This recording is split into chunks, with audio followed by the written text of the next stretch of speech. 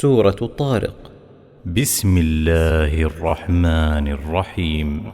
والسماء والطارق وما أدراك ما الطارق النجم الثاقب إن كل نفس لما عليها حافظ فلينظر الإنسان مما خلق من ماء دافق يخرج من بين الصلب والترائب إنه على رجعه لقادر يوم تبلى السرائر